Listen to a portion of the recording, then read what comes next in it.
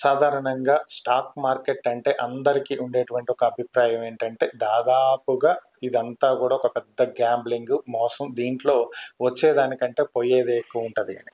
So, share market ద్వారా లాభాలు పొందినటువంటి వాళ్ళు చాలా చాలా తక్కువ మందే ఉంటారు. ఇంకా కొంతమందయితే ఇప్పుడు షేర్లు కొంటే వాళ్ళ పిల్లలో, వాళ్ళ మనవళ్ళో, మునిమనవళ్ళో ఎవరో ఆ షేర్లకు సంబంధించినటువంటి లాభాలను అనుభవించేటువంటి పరిస్థితి ఉంటది. సో, ఇప్పుడు ఇది గూడా అలాంటి కేసే. సో, దీనికి సంబంధించినటువంటి వివరాల్లోకెళ్తే చెందినటువంటి సావ్జీ పటేల్ అనేటువంటి వ్యక్తి అక్కడ ఒక రెస్టారెంట్‌లో వెయిటర్‌గా పనిచేసేటువంటి వాడు. తను సుదీర్ఘకాలం వెయిటర్‌గా పనిచేసిన తర్వాత తన తండ్రి కట్టించినటువంటి ఇంట్లో రెస్ట్ తీసుకోవాలని చెప్పి తన వృద్ధాప్యంలో సొంత ఊరికి వెళ్ళిపోవటం జరిగింది. ఈ సావ్జీ పటేల్ కొడుకు గూడా హోటల్‌లోనే వర్క్ చేస్తాడు.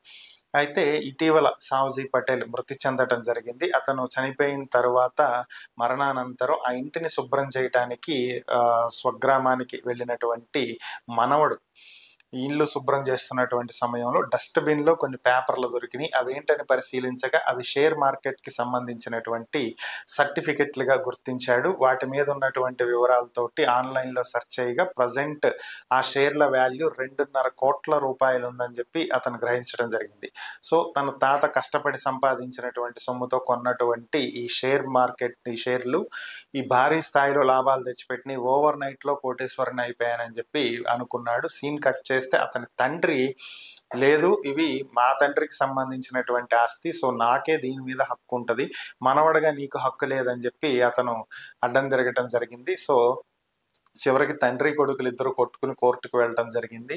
మనవడి వాదన, తాత చనిపోతూ ఒక వీలునామా రాశాడు సావ్జీ పటేల్. ఆయన రాసిందేంటంటే, నా యావదాస్తి నా మనవడికి చెందిద్ది అని.